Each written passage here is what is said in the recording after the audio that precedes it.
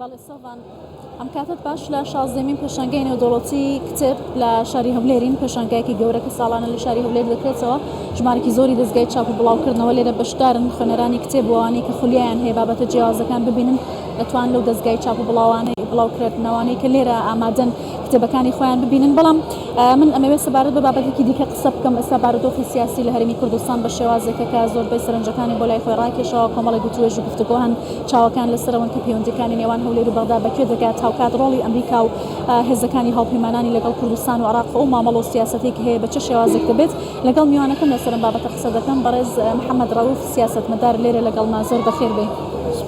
هاتبووی بۆ پێشانگاکە تەماشای ئەو کتێبانەت دەکرد کە لێرە هەن. بەڵام ئەمەوێ بەگشتی لەسەر بارودۆخی ئێستای کوردستان لە بەڕێزت بپرسم دۆخی سیاسی ئێستا چۆن دەبینی ئەو ئاڵۆزیانەی کە هەیە ئەو هەوڵانەی کە بۆ یەک دەستکردنی نێوماڵی کورد هەیە ئایا ئەتوانێت ئەنجامێکی هەبێ؟ بەڵێ ئەمڕۆ لە دوای ئەو یەک دوو مەعاشەی کە هات بڵێن ئەو یەک دوو ڕاهکردەی کە هات بژانەوەیەک لە بازار پەیدا بووە خەڵک تۆزێک دڵی خۆشە و ئومێدی زیاتریش دراوە بۆ مانگانی داهاتوو. ئەم بژانەوەیە کاریگەریەکی ئیجابی باشی هەیە لەسەر خەڵک.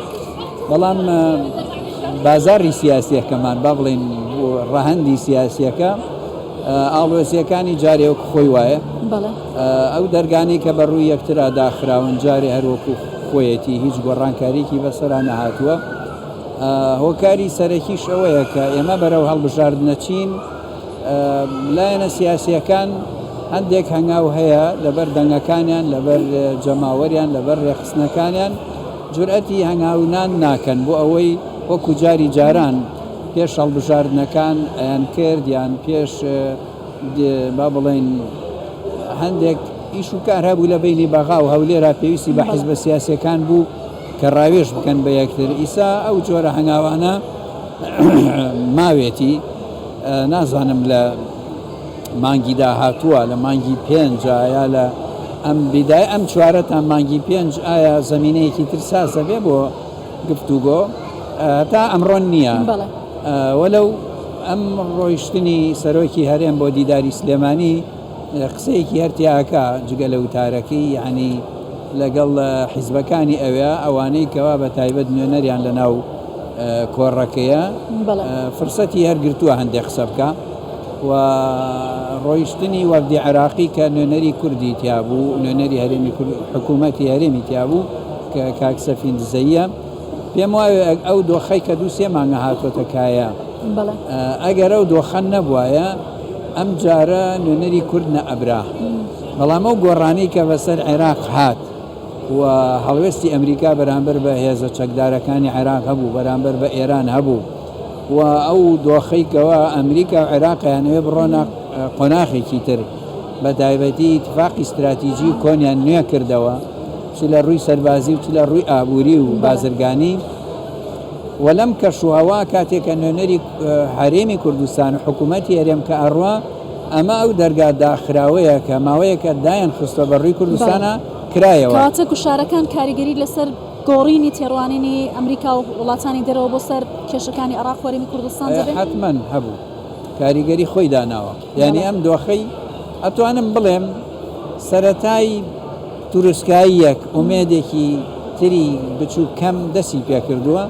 بەڵام ئەبێ کوردستان کورد قیاداتی کوردی زۆر زیرەکانە دەست بەرن بۆ بابەتەکە و بزان چۆن لە مەرحەلە مامەڵاکەن و چۆن هینە عەلاقاتیان لەگەڵ عێراقا جارێکی تردا ڕێژنەوە و لەژێر سێبەری ئەم تەغیراتەی پێش سەفەری ئەمریکا و دوای سەفەری ئەمریکا. هیچ گۆڕانکاریەک دروست بێت لە دوای سەردانە؟ گۆڕانکاری کەوتۆتە ینی با بڵێن دوو فاکتەر دەورە بینێ.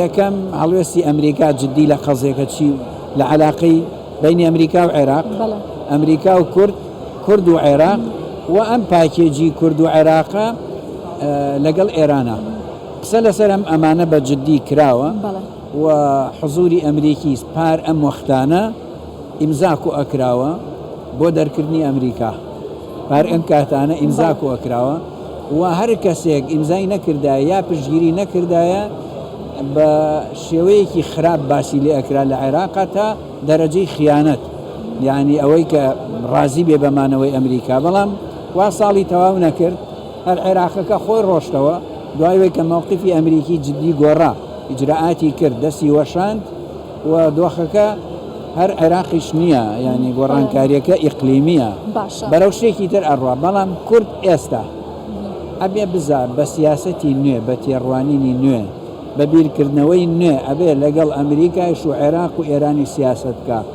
تۆن تەجاوزی ئەم قۆناغە بکە. تەوازن بۆ پارێزێت کورد توانێتەوە هاوسەنگی و تەوازنە بۆ پارێزێت سیاسەتی باشی کردووە.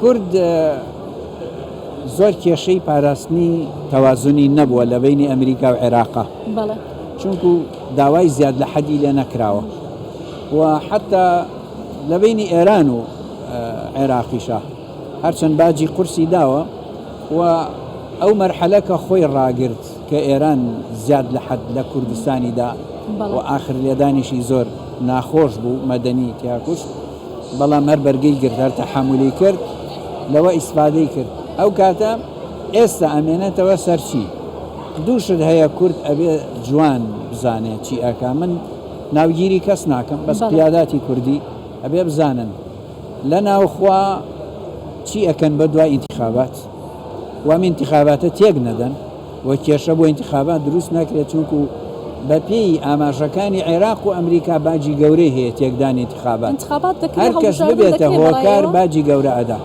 دەکرێت ئەبێ بکرێت، ناکرێ مەجالی تیانێ. خۆی ئەبێ ئەمە بزانین کاتێ لەگەڵ ئەمریکیا قسە ئەکەی یا لەگەڵ تورکا یا لەگەڵ وڵاتێکی ئەوروپیا کە باسی ئینتیخابات کرا، لای ئەوان ئینتیخابات شتێکی بەڵگەنەویسی بەدیهی ئەبێ، ڕۆژ و مانگ و سەعات و دەقیقەی دیار بێ، دوای ئەخەین و نایکەین ئەوان لەمە تێناگەن، کولتوری ئەوان وانە. هەر ئەگەر قسەیەکی وات کرد ئەوەنە نامۆیە لایەن زۆر مناقەشەی ناکەن، بۆیە ئەبێت لە ناوخوا ئەم کێشە حەل بکرێ.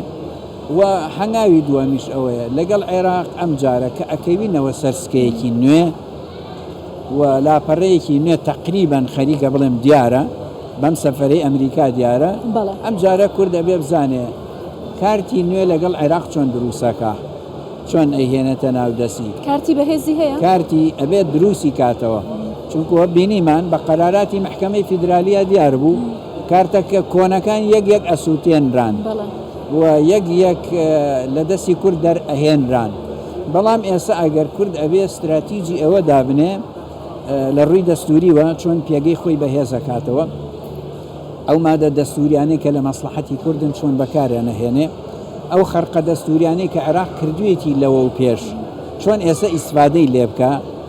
ئەمە شەر بە قسە نابێ، ئەوێ خوبەرای ئەوانەی کە زۆر خەبیرن پسپۆڕن لە قانونی لە دەستور و قانونی دەستوریان و ئەوانەیشی خەبیرن لە سیاسەتا و لە چەند ساڵی ڕابردوو بەتایبەت 2023 تا ئیسا هەموو هەنگاوەکان بە عەمەلی تێیا بوون.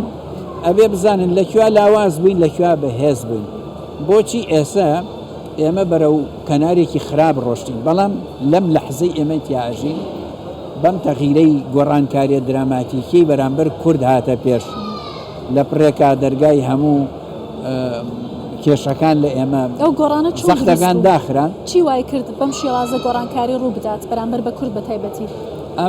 ئاماژەم پێ کرد. یەکەم ئەو مەوزوعە لە دوای ڕیفراندۆم کە دەستی پێ کرد، یەک لە دوای یەک ئیجراعات دژ بە کورد گەشتە ئەوەی کەوە ئەو خەریتەی دانراوە، با بڵێن ئەو نەخشە ڕێگایی دانراوە بۆ لە قاڵبدانی کورد زۆرن، ئێشتا زۆریشی ماوە. ئەم قسە یەکەم هەر بۆ ئێوە کە 24 ساڵێک لەمە بەرکردوو بوو. ئەو کاتە سەرەتایی بوتم زۆری ماوە، ئێستاش ماوێتی. ئێستا زۆر شتی تری خەتەرناک بەڕێوەیە، بەڵام کە ئێستا وەستاوە کورد دەبێت لێرەوە کە وەستاوە بزانێت چی ئەکا. پێتان وایە کاتیە؟ من ئەوە نەئەڵێم، پێویست ناکە کورد شەڕ لەگەڵ محکەمەی فیدرالی بکە، ئەبێ حیوار بکە، ئەبێ دانوستان بکە، بێ دانستانێکی دەستوری بکە، ئەبێ لیژنەیەکی پسپۆڕی دەستوری سیاسی خەبیر بنێرێ، مانگێ 2 مانگ 3 مانگ 6 مانگ چەند پێویستەکە لەگەڵ پێویست ناکە بیشی دەنە دەست ئینتیخابات بکرێ و نەکرێ، نا، چونکو ئەم بابەتە تازە ئێمە بەشێکین لە عێراق چارەنووسمان پێکەوەیە ڕێفرەندۆمەکەمان کردومان زانی سەرەگرێ و یەکجاری نەجاتمانە بێ بەڵام هاتینەوە مربعی یەکەم ئێستا هەموو کێشەکان حەل نەبوون چارەسەر نەبوون ماوێتی بۆیە ئێستا کە دەرگایە کراوەتەوە چوونە ناو ئەم دەرگا ئەبێ زیرەکانە و حساسانە مامەڵی لەگەڵ زۆر باشە بەڕێز محەممەد ڕەوف سیاسەتمەدار زۆر سپاس کە لە سودەی کراوی کوردستان چوار لەگەڵمان بووی بەڵێ سەڤان دەگەڕێمەوە لای تۆ توێژێک بوو لەگەڵ محەممەد ڕەوف سیاسەتمەدار سەبارەت بارودۆخی سیارمی کوردستان عێراق و گشتی ئەو گۆڕانکاریانەی کە ڕوویداوە سپاس بۆ هاوکارمان گوڵباخ بەهرامی و سپاس بۆ میوانەکەت.